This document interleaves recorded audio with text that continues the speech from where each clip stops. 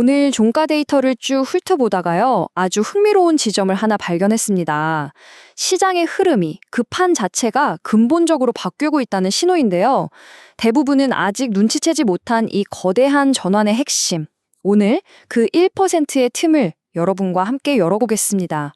아마 2차 전지에 투자하고 계신 분들이라면 지금 다들 이 질문을 던지고 계실 겁니다. 이 반등 진짜인가? 이번엔 또 속는 거 아니야? 맞습니다. 그 기나긴 겨울, 과연 끝난 걸까요? 그 답의 실마리를 지금부터 한번 찾아보죠.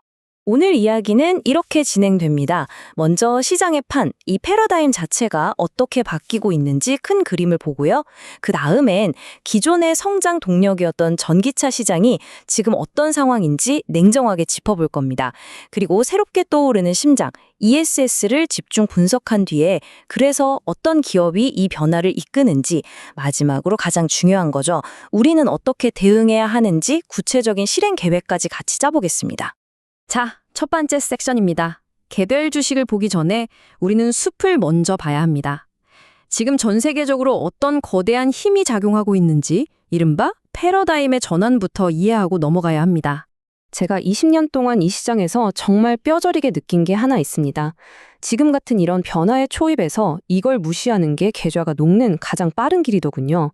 이건 그냥 경기가 좋았다 나빴다 하는 순환이 아닙니다. 게임의 룰 자체가 바뀌는 이른바 레짐 시프트죠. 그리고 그 증거는 데이터가 아주 명확하게 보여주고 있습니다. 자, 이 타임라인을 한번 보시죠. 여기서 잠시 숨을 고르고 이 사건들이 어떻게 연결되는지 한번 따라가 보세요. 먼저 1분기에 중동 리스크로 유가가 뛰면서 에너지 안보가 다시 화두가 됩니다.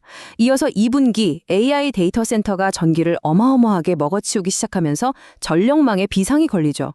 그러니까 3분기에 각국 정부가 정신을 차리고 전기차 보조금 줄 때가 아니다. 우리 에너지망부터 지켜야겠다 하면서 정책 방향을 틀게 됩니다. 그리고 4분기 이 모든 문제의 해결책으로 바로 에너지 저장 장치, 즉 ESS가 무대 중심으로 떠오르는 완벽한 시나리오가 완성되는 겁니다. 좋습니다. 그럼 이제 이 얘기의 반대편, 왜 기존의 성장 스토리가 더 이상 먹히지 않는지 한번 들여다보죠. 2차 전지의 영원한 동력일 것 같았던 전기차 시장이 왜 흔들리고 있는지 냉정한 데이터로 확인해 보겠습니다. 이 그래프가 모든 걸 말해주고 있습니다. 교보증권 리서치센터 자료인데요. 2024년에 24.4%였던 글로벌 전기차 판매 성장률이 2025년에는 20.2%로 둔화될 걸로 보입니다. 여기서 중요한 건 숫자 자체가 아니라 성장률의 방향성이 꺾였다는 바로 그 사실입니다. 명백한 신호죠. 이걸 지역별로 쪼개보면 상황은 훨씬 더 극명합니다. 유럽은 탄소 규제 때문에 44% 넘게 성장하면서 그럭저럭 버티고 있어요. 근데 진짜 문제는 핵심 시장인 미국입니다. 보조금, 즉 세액공제가 끝나자마자 성장률이 1.7%로 그냥 고꾸라졌습니다. 이건 시장의 한쪽 엔진이 꺼져버린 거나 마찬가지입니다. 그리고 이런 수요 둔화는 당연하게도 작년 주가에 그대로 반영됐습니다. 보시는 것처럼 LG엔솔, 삼성 SDI, 그리고 핵심 소재인 양극재 기업들까지 전부 다 코스피 지수보다도 못한 성과를 보였죠.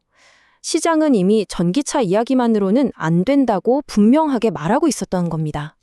자, 이제부터가 진짜입니다. 어두운 이야기는 여기까지 하고요. 전기차라는 낡은 엔진을 대체할 2차 전지의 새로운 심장, 에너지 저장 시스템, 바로 ESS 이야기로 극적인 전환을 해보겠습니다. 이 슬라이드 한 장이 어크로의 미래를 보여줍니다. 왼쪽과 오른쪽, 완전히 다른 세상이죠? 2026년에 전기차 성장률이 10%대로 주저앉을 때 ESS 시장은 완전히 새로운 역사를 쓰기 시작합니다. 바로 이게 우리가 주목하는 거대한 전환의 본질입니다. 이 그래프 기울기 좀 보세요. 이건 만만한 우상향이 아니죠. 그야말로 수직에 가깝게 폭발적으로 증가하고 있습니다. 2030년까지 이어질 이 성장의 규모와 속도는요, 과거 전기차 시장의 초창기 성장세를 훨씬 뛰어넘을 잠재력을 가지고 있습니다. 이 숫자는 꼭 기억해 두십시오. 32.5 기가와트시. 이게 뭐냐면요, 다른 수요는 다 빼고 오직 북미에 있는 AI 데이터 센터를 돌리는 데에만 2028년까지 필요한 ESS의 양입니다. AI가 얼마나 전기를 먹어치우는 하마인지 그 규모가 얼마나 거대한지 단적으로 보여주는 숫자죠. 아니, 그럼 왜 하필 지금이냐? 갑자기 왜 ESS가 이렇게 뜨는 거냐 궁금하시죠? 4가지 거대한 파도가 한꺼번에 몰려오고 있기 때문입니다. 첫째, AI가 촉발한 어마어마한 전력 수요. 둘째, 신재생 에너지를 쓰려면 반드시 필요한 저장고 역할. 셋째, 지정학적 리스크 때문에 중요해진 에너지 안보. 마지막으로 IRA 같은 정책들이 전기차가 아니라 이쪽으로 돈을 밀어주고 있다는 것. ESS는 이제 선택이 아니라 미래 인프라의 필수품이 된 겁니다. 자, 이제 큰 그림은 다 봤습니다. 그럼 이제 현미경을 들고 더 깊숙이 들어가 봐야죠. 이 새로운 ESS 수요라는 거대한 파도 위에서 과연 어떤 기업이 서핑을 제대로 하고 있는지, 진짜 주도주가 누군지 찾아보겠습니다. 이 숫자들 좀 보십시오. 이게 바로 시장이 내놓은 정답지입니다. 2020년 들어서 불과 석 달 만에 삼성 SDI가 57%, LNF는 무려 65%나 급등했습니다. 코스피 지수가 빌빌거리는 동안에요.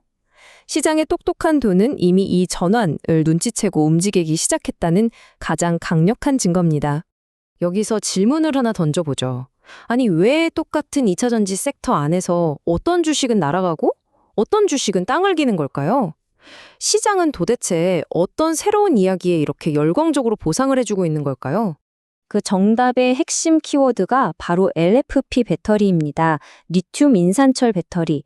이걸 아주 쉽게 설명하면요. 비싼 코발트 대신 흔한 철을 써서 훨씬 안전하고 오래가고 무엇보다 압도적으로 쌉니다. 빨리 달려야 하는 전기차랑은 달리 한자리에 가만히 있는 ESS에는 그야말로 안성맞춤인 기술인 거죠. 이 밸류에이션 차트가 모든 걸 설명해 줍니다. 기존의 강자였던 에코프로비엠의 PB, 즉 기업 가치 평가가 과거 평균 수준에 머무는 동안에요. 삼성 SDI와 LFP 계약을 터뜨린 LNF는 어떻게 됐습니까? 밸류에이션이 역사적 고점인 플러스 2표중 편차를 뚫고 치솟아버렸습니다. 통계적으로 거의 일어나기 힘든 수준의 엄청난 프리미엄을 시장이 부여하고 있다는 뜻입니다. 왜? 바로 LFP와 ESS라는 새로운 스토리 때문에요. 자, 이제 가장 중요한 시간입니다. 분석만 하고 끝나면 의미가 없죠. 이 인사이트를 가지고 내 포트폴리오, 내 계좌에 어떻게 적용할 것인지 구체적인 실행 계획을 짜보겠습니다. 투자는 예측이 아니라 확률에 기반한 대응입니다. 저는 이 ESS 관련 섹터의 미래를 3가지 시나리오로 나눠서 봅니다.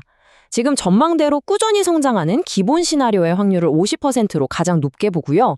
AI 도입이 더 빨라지는 강세 시나리오가 30%, 그리고 예상치 못한 변수가 생기는 약세 시나리오도 20% 정도는 항상 열어두고 대응해야 합니다. 그래서 저의 대응 전략은 아주 간단한 3단계로 이루어집니다. 첫째, 비중 결정. 내 전체 자산에서 이 테마에 얼마를 투자할지 딱 정하는 겁니다. 예를 들어 15% 이렇게요. 둘째, 트리거 설정. 어떤 뉴스가 나오면 사고, 어떤 신호가 나오면 팔 건지 미리 명확하게 정해두는 겁니다. 마지막 셋째는 실행 및 검토. 계획대로 실행하고 가장 중요한 건 분기마다 처음 세웠던 논리가 여전히 유효한지 반드시 복귀하는 겁니다. 이것이 제 20년 투자 경험의 결론입니다. 시장은 누가 더 똑똑하게 미래를 예측하느냐를 겨루는 곳이 아닙니다. 변화에 어떻게 유연하게 대응하고 끝까지 살아남느냐의 무대입니다.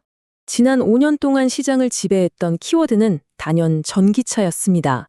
그렇다면 앞으로의 10년은 이 거대한 전환이 만들어낼 AI, 에너지의 시대가 될까요? 이 질문을 여러분께 남기면서 오늘 분석을 마치겠습니다.